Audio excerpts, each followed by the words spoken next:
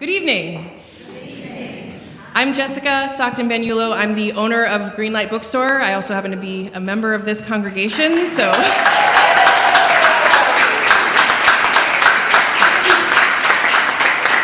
So tonight, Greenlight Bookstore is really honored to partner with Lafayette Presbyterian to host this event with Bishop Mariann Edgar Budde presenting her new book, We Can Be Brave, How We Learn to Be Brave in Life's Decisive Moments. And she's going to be sharing the stage with interviewer Cornelius Minor, so you are in for a really special evening. And then we are going to be taking some questions from all of you this evening, and we're going to be doing that via note card. So we handed some out. I can walk some more around if anybody didn't get a note card. So about halfway through this evening, I'll collect all of those note cards from you, and we'll bring them up and select some to ask as part of the Q&A. Okay, so now some introductions. Our interviewer for this evening is Cornelius Minor. He's a Brooklyn-based educator who works with teachers, school leaders, and leaders of community-based organizations to support equitable literacy reform in cities and sometimes villages across the globe. Whether working with educators and kids in Los Angeles, Seattle, or here in New York City, Cornelius uses his love of technology, hip-hop, and social media to bring communities together. He's also an elder here at Lafayette Presbyterian, where he regularly teaches Sunday school, and so we're really grateful for his presence and his expertise here this evening. He's going to be speaking with our featured author, Mariann Edgar Budde. She is the bishop and spiritual leader of the Episcopal Diocese of Washington, D.C., and the Washington National Cathedral. Prior to her election in 2011, she was a parish priest in Minneapolis for 18 years.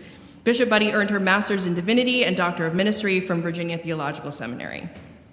So Bishop Budde came to national attention, as you may be aware, for her bold call for mercy and compassion in front of federal leaders at the Interfaith Prayer Service at the Washington National Cathedral in January 2025. But being brave is nothing new for Mariann Budde.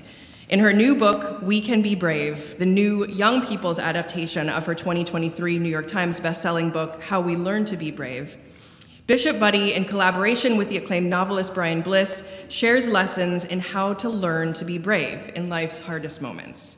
She weaves together personal experiences with stories from scripture, history, and pop culture of how adults and kids throughout history have faced decisive moments and heeded the call to be brave in challenging times. So Bishop Budde's going to be reading a little bit from the book, and then she and Cornelius are going to have a conversation about it, and then we'll take some of your questions as well. So please join me in welcoming to the stage Bishop Mariann Edgar Budde.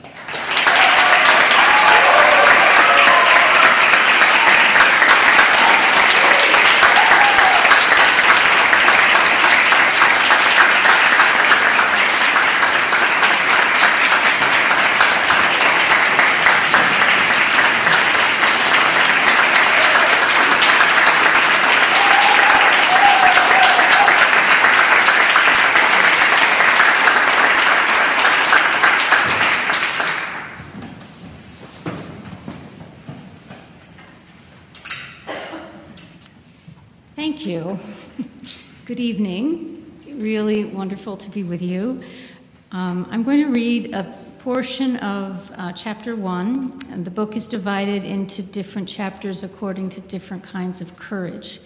And the first chapter is the courage we need when we are being summoned or called upon to leave where we are and go somewhere else. And this is a story from my own life.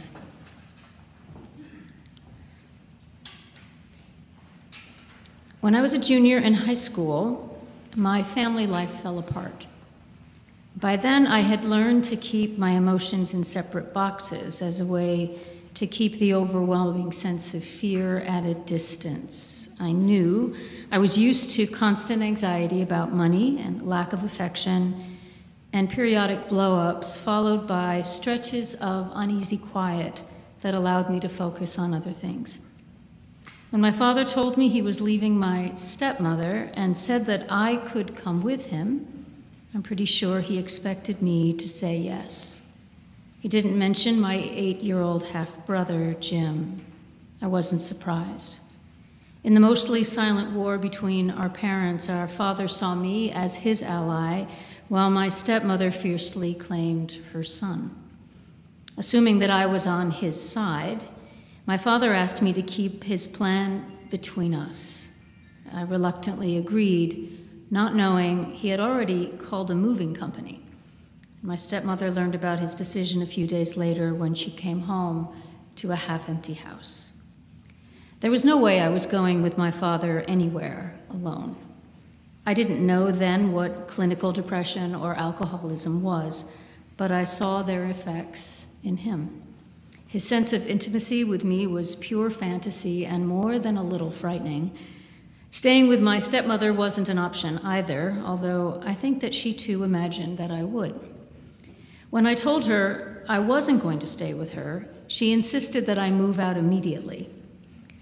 I wanted freedom more than anything, even if it meant the difficult decision to leave my brother behind. I knew I had to go, and I knew where. My mother lived in New Jersey, where my sister Christine and I were raised before our parents' painful and messy divorce. And in the custody battle, I played a significant role in both the pain and the mess. And when our father made a move to gain custody of Christine, I didn't want to be left behind. In the family judge's chambers, I exaggerated stories of our life in New Jersey, thinking it would have pleased my father. And he was indeed pleased when the judge awarded him custody of us both, citing what I said as a determining factor in his decision. Our mother was shattered. Looking back, I was 11, by the way, at that time. Looking back, I'm stunned by my capacity for cruelty. Why did I say those things to hurt my mother? I knew that she loved us. What I remember was the panic I felt feeling about Christine moving to Colorado without me. I was weary of looking into the windows of other families, wondering what it would be like to belong to them. Our mother was gone a lot, working full-time while going to school. Only later did I realize how focused she was on our survival and how alone she was in her grief. In an era when all my friends seemed to have intact families, I hated the word divorced. Our dad, stepmother, and new baby brother seemed to offer the normality I craved. It was an illusion. Our time in Colorado was rocky from the start. Within months, Christine's life spun out of control, and after 2 tumultuous years, she left home for good. Our father tried his hand at several business ventures and failed at all of them, eventually declaring bankruptcy and consoling himself with alcohol, as our stepmother frantically tried to make ends meet and protect her son. By the end of my sophomore year, I had disengaged from the drama and created an alternative family with a small circle of friends. They were Christians, and to my amazement, so was I. Right? How did that happen? Together, we attended Young Life, a gathering of Christian teenagers that met at our music teacher's house. And at that teacher's invitation, we joined a touring choir, and some of us began attending the church that sponsored it. Outside of family, my life continued to get better. The boy I not so secretly adored finally noticed me. I discovered another home in the high school music department, and in the fall of my junior year, I was cast as a main character in our high school's musical. I knew at last what it felt like to belong.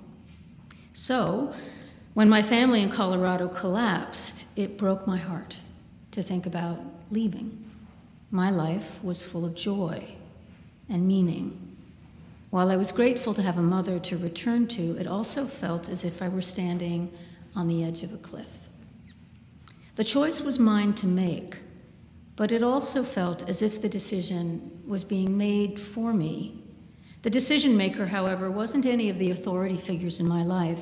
Most of them wanted to help me finish high school in Colorado, including my church's pastor and his wife, who invited me to live with them. And for the first time I can remember, I heard what I have come to identify as the voice of God, speaking directly to my heart, even though my heart desperately wanted a different word. I ultimately left on my own terms, which meant staying in Colorado long enough to perform in the musical and say goodbye to my friends, some of whom had begun their first year in college. I accepted the pastor's invitation and moved in with his family for 2 months and completed the fall semester. When I said goodbye to my stepmother and brother Jim, my stepmother and brother, Jim wouldn't let me look at him. He wouldn't look at me, and he wouldn't let me hug him. My father invited me to dinner in his basement apartment, and we ate his specialty at the time, macaroni with Velveeta cheese and hot dogs. And when it was time to go, my friends drove me to the airport, escorted me to the gate and onto the tarmac, when you used to be able to do that. They gave me a bouquet of flowers and waved as I climbed the stairs. I cried all the way to New Jersey. At the time, I didn't know Eleanor Roosevelt's definition of courage, doing what you think you cannot do. But that's what I did. I had no illusion that returning to life with my mother would be easy. It would require a sort of reckoning, even though she had become an increasingly steady source of support while we are apart. I'm going to stop and just fast forward it a bit. Not everything resulting from that decision was positive. In going, I abandoned my younger brother, and our relationship never fully recovered. I have learned that every decision, even the most life-affirming, carries the weight of consequences. All I knew then was that there were reasons beyond my understanding for me to go, and my life depended on taking the first steps toward a future I could not see.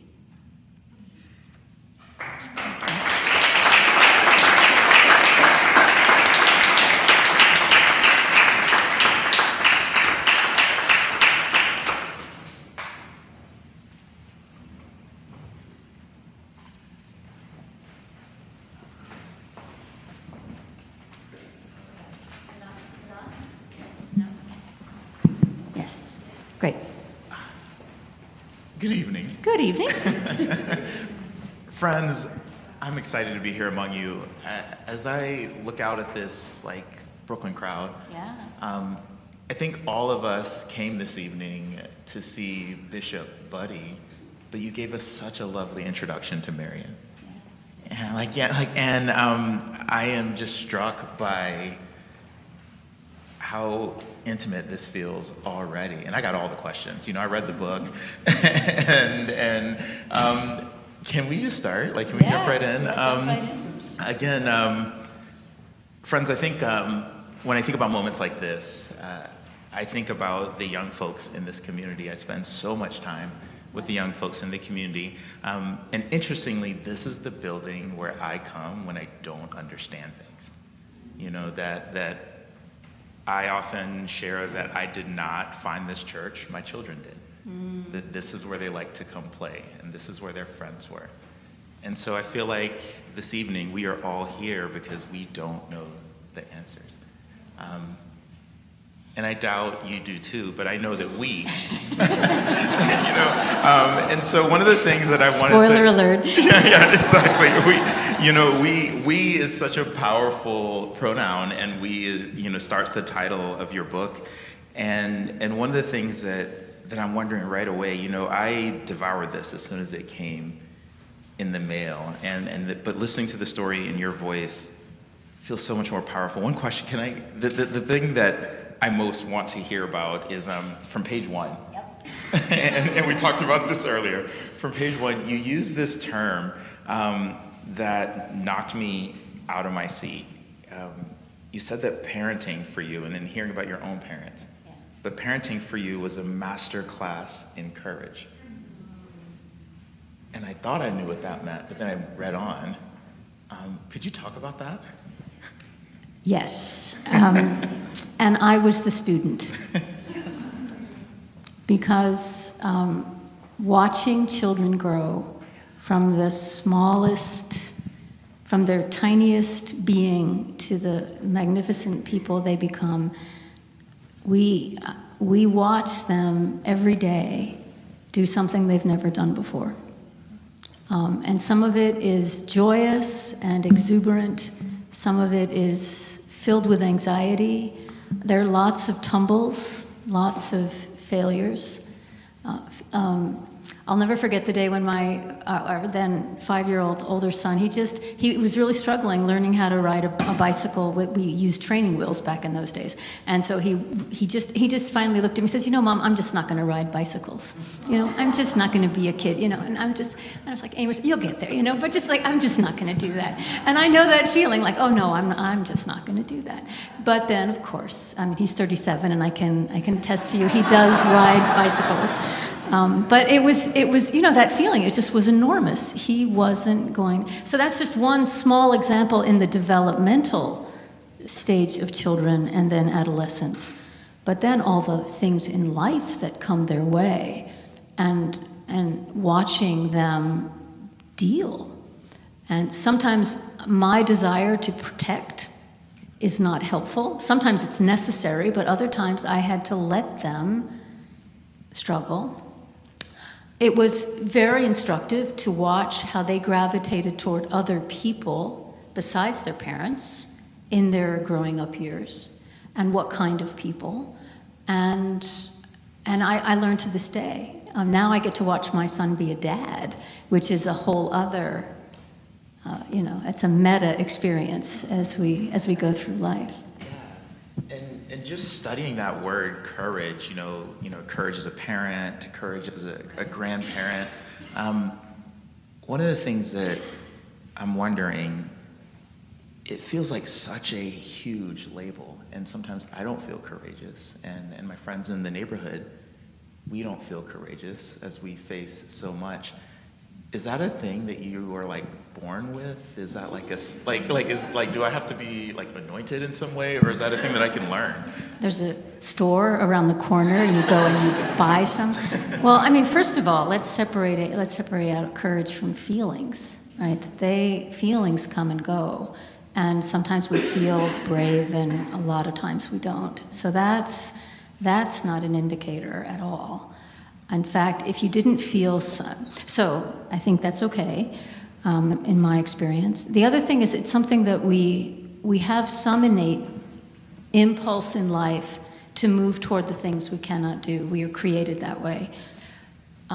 Some people may have more innate confidence than others, but we all have to learn courage. We have to learn to be brave. And we learn by practice, and we learn in community. We learn by watching other people. We learn through our failures. And so I would say the feelings are not the most important data point, but how we choose to live. So be of good courage. Wow. And that choice, brings us to tonight and brings us to this book, because you made the choice to write for young people about something as big as courage. Why? Yeah. Well, it was a wonderful opportunity, and as you can tell from the story that I told, I know from experience that some of the most important decisions that we make in life we make them when we're young. And so that's just a fact. And also some of the big things that happen to us happen when we're young. And of course we have, depending on who we are and who our families are, we have different degrees of support and surrounding communal reinforcements, but there is something about that moment where we have to make a choice. And you see it in a child's face, and you see it, and you feel it in your own moment. It's like, okay, and it's like standing at the edge of a diving board and knowing that that you're either going to stay there for the rest of the afternoon, or you're going to dive off the diving board. And then there's that moment when you do it. And I think a lot of the moments in life feel like that. And they happen. So I wanted to honor that in young people, and also to remind young people that they've been doing this all their lives, and that there is help, that they were created for this, that the Spirit of God is with them, and that there are people that can inspire them, if not in their immediate surroundings. All the stories, the great stories in literature and scripture, heroes that they admire, One final thing, I wanted to make sure that you were saying that some people just look like they're brave, like they just walk around being brave. Watch me. And even if they are that way now, if you know their story, you know that they aren't that way all the time, right? I mean, I was just watching the promo for the Bruce Springsteen movie that's coming out, and apparently it's about a time when his inner life was just collapsing all around him, which isn't something that you think about very much when you think about Bruce Springsteen, right? And so just that idea, and he's very clear, he wanted people to know that this was a part of his story, and it's part of everyone's story whom we admire as they grow. Absolutely, and that was my favorite part of the book, that you brought so many stories. And I loved, one of the things that I was talking about in my house tonight over dinner, I was really struck by how much, even Black history was in the book, in that you showed me heroes that I've heard about in name and read about in deed, but you showed me intimate details of these folks who I've heard about forever. What was your favorite story to recreate? Oh, don't ask me to do it. It's like asking about my favorite child. I can't do that. It all depends on where I am in life, right, or what I'm struggling with. So I think in every chapter, because it's going, staying, which is an interesting form of courage when you choose not to leave, when it would be easier to leave, because there's still, anyway, so starting something, stepping up to something, accepting something. And in every one, there's a favorite story. So pick a chapter, and then I'll tell you the story. I'm just going to be fully selfish. And in the back, we were talking about Thurgood Marshall, and your whole face lit up when you uttered his name. Well, I just have I loved reading the story of young Thurgood Marshall. I mean, I actually met him because he was a member of the Episcopal Church near and lived in Southwest Washington. And by that time, he was an old man, and he had seen much of his influence on the court wane. A lot of his life was behind him. And the passion that with which and his story I put in the choosing to start part, because he's part of that long stretch of generational leaders in civil rights that did their struggles in the 1920s, 30s, and 40s, which are not a time when we think about as robust accomplishment in the civil rights movement, right? And we often forget how hard people fought for the things that came to fruition in the actual, what we call the civil rights era. And he was one of them. He just went around from courthouse to courthouse in the South, taking on cases that were lost causes, just to see how he could break through the unjust systems that were executing Black men and women for crimes they didn't commit. And so I found that, but also that he and others were passing on the baton to the next generation, and that sometimes that's our responsibility too. We don't always get to see the results that we've given so much of our lives for. Absolutely. And that he did so much work when no one was looking. And when no one was looking, right, that's the other part, that so much of it isn't public.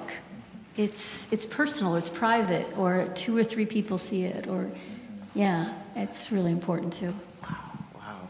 And so I'm thinking about all of this, in connection to young folks. I'm looking around, my kids are here, some of my Sunday school students are here. And you used a term, and you summoned this term from one of our heroes, Dr. Martin Luther King, but then you applied it to young folks when you retold the story of the Good Samaritan, and you talked about dangerous unselfishness. And I had to put the book down and just sit still for a while. Could you talk about what that means, and how we want young folks to embody that dangerous unselfishness? Yeah, it's a big one. And I love talking about it with young people as well when I'm talking to students. So what Martin Luther King often did was he would talk about why he did what he did, when even those around him would be expressing concern for his safety, his fatigue, the dangers that he faced. And he would tell the story of the Good Samaritan. And the way he told it was, he would ask himself, why didn't the two, you remember the story that there's a man who's been beaten and left for dead, and two religious leaders see him on their way to Jericho, and they cross over to the other side and walk by. And he says, okay, why didn't they stop?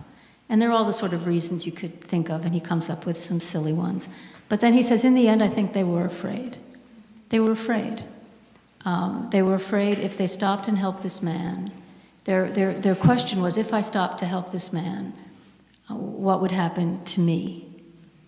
And that the Samaritan, who was someone not trusted and perhaps even despised by the very man he was stopping to help, his question was, if I don't stop to help this man, what will happen to him? And that's a question that I think we can all ask ourselves at whatever age we are. If I don't stop to help my friend, what will happen to her? If I don't speak up to defend someone who's being treated poorly, what will happen to him?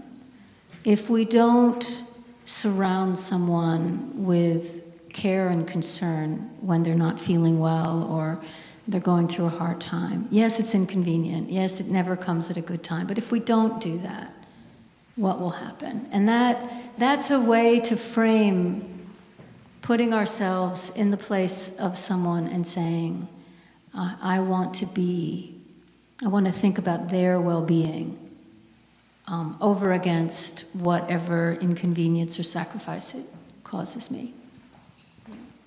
We can all do that. I mean, he took it to the level of giving his life, which is one of the reasons we love him so. But it was utterly consistent. It was a through line through his life. And it can be for us too, do you know?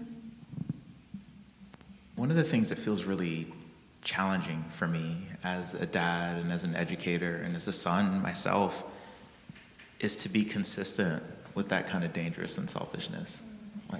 Like I can be that maybe on Tuesday. But all 7 days. From 10 to 11, yeah. Exactly. Well, no, and that's an important thing too. We are human, right? Yeah. And we make mistakes, and we can't do this all the time. I mean, who can do this all the time? Yeah. But it's also, I mean, as people of faith, we are called to the highest aspirations of human becoming. Jesus didn't call us, if you're a Christian, Jesus didn't call us to small things. He called us to the highest of things. And we're all going to fall short. That's just a given. So humility is a daily companion. There are those times. And especially when no one's looking, right? It's not like, oh, look at me, I am being dangerously unselfish now. It sort of doesn't, that's not it either. It's, yeah. Thank you for that. No, that's, because I carry, and I'm imagining, I think about, young folks and lots of mistakes line the path to adulthood. And some days are better than other days. And so, yeah. One of the things I learned from mistakes is how I feel afterwards and how, especially, not so much, all the things I've done that I regret, which are, the list is very long. But then there's the list of the things I didn't do that I also regret. And that's an interesting list to think about. And more often than not, on that list are the things I didn't do that I could have done to make life a little better for someone else. Even if it was like calling somebody on their birthday or, just little things that, so it's a helpful little reminder. Yeah. That's powerful. Thank you. And so as I think about this book, and I'm even thinking about this book in this neighborhood and in these schools and in these living rooms. What tips would you have, especially for young folks, to kind of begin to walk toward the kind of bravery that so many of our heroes embody? Well, I would say you all are walking toward it already. that you're already on the path. That's and to acknowledge that. And if you look back, you can see examples from your own life. That's the first thing. The second thing is to remember that you're not alone. That there is not only the people who love you, but there is that part of God that does dwell within us. And, or you can call it, sometimes creativity, imagination, all of those wonderful attributes that God has given us to guide us through life. Or even that, like I was describing, that intuition. Like I wasn't really wanting to hear what God was saying, but I couldn't not hear it once I heard it. And I think that that's something that we forget, that we're not alone. And then finally, as you were saying, the most important things we learn sometimes are the things that we learn when we fall, we make a mistake, and that isn't a sign of failure. It's a sign of a chance to start again. And so that's those are 3 things. Not exactly tips, but you know what I'm saying. No, absolutely. And, before we turn things over to the audience for their questions, as I've gotten to know you this evening, I can't help but to wonder, as you look back at your young self, like, what advice would you give her?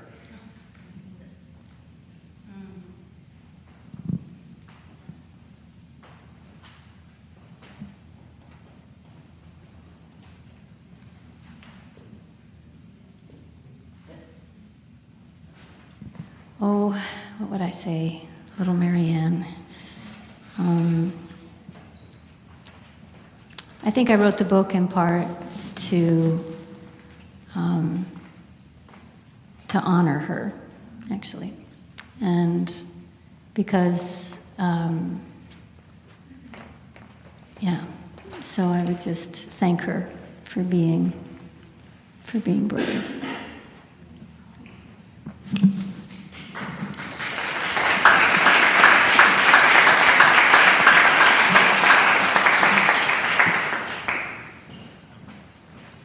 Got lots of brave folks from our neighborhood. I can see.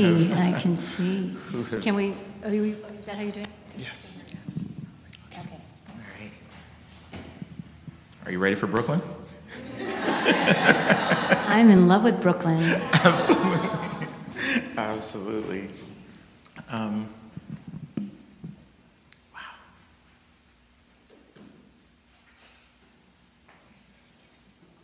Wow. This community continues to inspire me. And I'm reading their questions already, and just like, I'm so struck by just how people are thinking. We've been through a lot in this neighborhood. Even this church, we are grappling with who we are as Brooklyn gentrifies. Like the black folks and the queer folks and the poor folks who made this community what it is sometimes don't feel welcome here. That Starbucks Brooklyn now has replaced Sorrel Brooklyn. And as I'm thinking, this first question is one that hits me particularly, and I'm sure it's going to hit you in similar ways. What compelled you to speak truth to power in the ways that you consistently do? What guides you?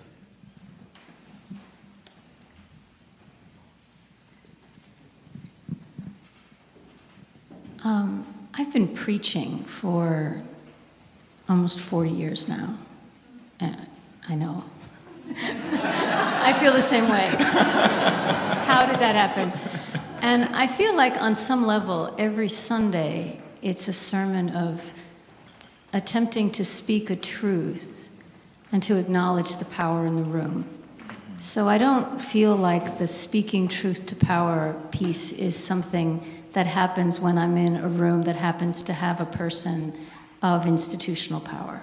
Because I feel like there's power in this room.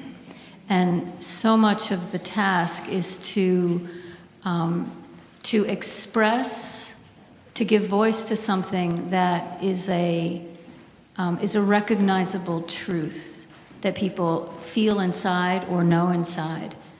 That's one aspect of it. And there's another aspect, which is speaking a truth that everyone knows but may not want to know. And when you have a truth that you know but you don't want to know it, where does it go? You kind of bury it. You bury it under a bunch of stuff. And so when someone speaks it, it can be healing or it can really tick you off, right? Depending on the time and all of that. And so what compels me, I'm not a sort of stick it in your eye kind of person, nor am I always trying to be right. But I try to ask myself, what is the truth that is in the room that I can give voice to, either to affirm and empower, or to gently remind, this is true. This is true. And so to go to the sermon that I preached in January, there were several truths I wanted to hold up, but in the last few minutes that is the most quoted now, I was bringing the humanity into the room of people who were being dehumanized, right? I was just humanizing them. And I was saying a couple of things that everybody in that room knew. A, that not all migrants are criminals, and that LGBTQ people have more to fear than they are to be feared, right?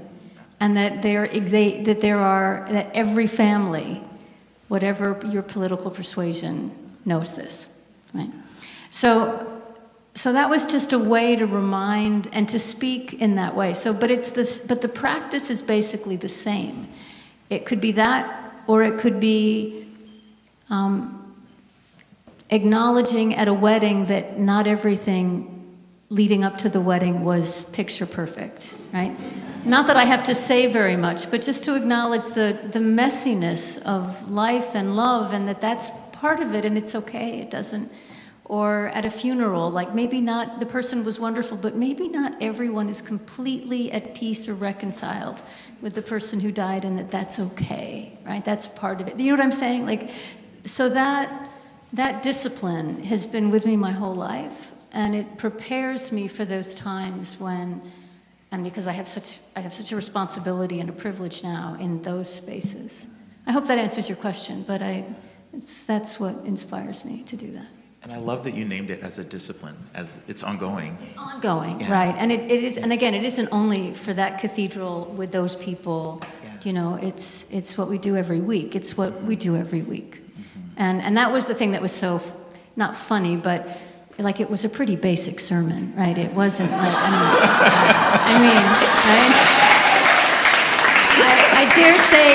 I dare say you've heard something similar every Sunday, so that it was so shocking is curious, right? Have you read the Bible?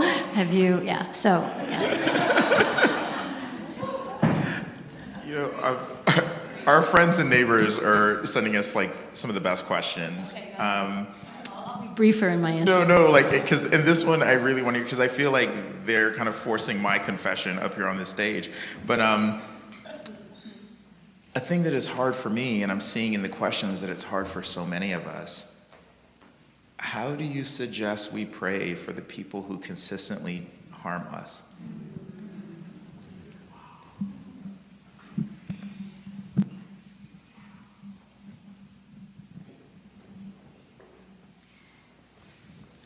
That's a hard question, and let me answer it as best I can on a lot of different levels.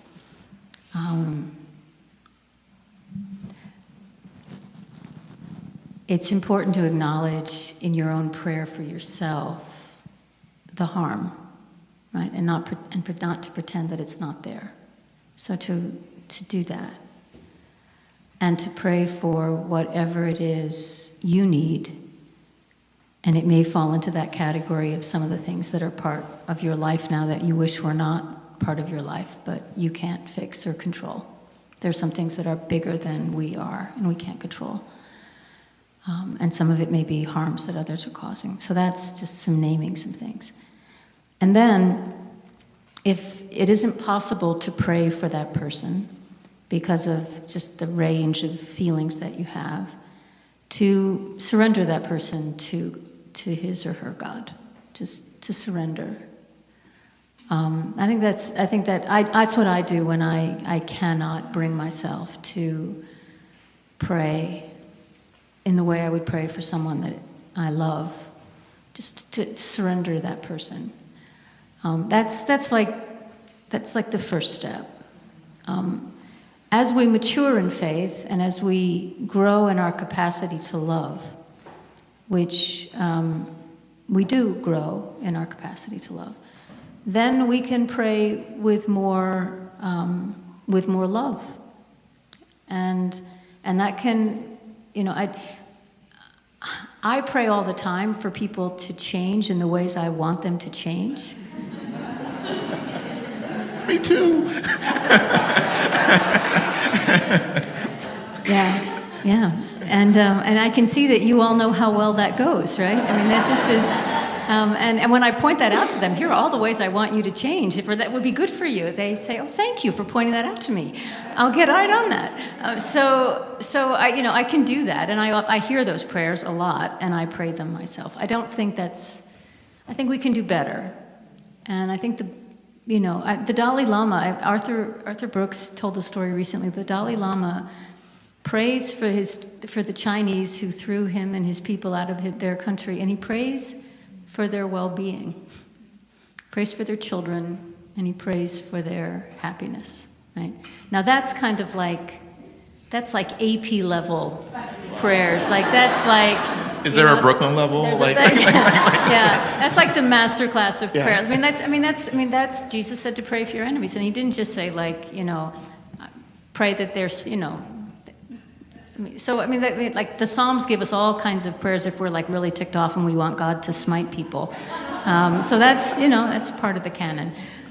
But I would say it's harder to hate someone when you pray for them regularly. It really is harder to hate them. And maybe that's why we pray. But it's a lifelong journey, right? And the harm is real. And we do that. I mean, humility is also helpful. I mean, I've hurt people. I don't have the kind of institutional power where I can, hurt people the way others can, but I've hurt people. The church I serve has hurt people really badly. I have to own that. So that gives me a little humility, right? I hope that's helpful. Absolutely. That's huge. Before we wrap this evening, there is a section of the book that I would love to hear in your voice. We read through it together earlier, but near the end, I would just love this as a good night to all of our friends and neighbors. And for those of you who purchased the book, please purchase several copies. But it's the very last page. Mm-hmm. And it's in every realm of life, in every country of the world, there are people who choose to be actively engaged to create the future that Johnson, who's a woman I was interviewing or listening to, believes is still possible. They are inspiring to be around because they are themselves inspired and motivated by love. But they are not in a class by themselves. We too can join them, and in fact we do, far more than we realize. I wrote this book to honor the breadth and depth of what courage looks like in decisive moments, when we are called upon to start, to go out and step up in public, or to stay put and persevere. All require great courage. In the words of the poet David White, courage is the measure of our heartfelt participation with life, with one another, with a community, a work, a future. To be courageous is not necessarily to go anywhere or do anything, except to make conscious those things we already feel deeply, and then to live through the unending vulnerabilities of those consequences. To be courageous is to stay close to the way we are made. That's David White. My prayer is that by grace we will all be emboldened to lean into the wisdom, strength, power, and grace that comes to us whenever we find ourselves at a decisive moment. May you and I dare to believe that we are where we are meant to be. When that moment comes, doing the work that is ours to do, fully present to our lives. For it is in this work that we learn to be brave. Thank you.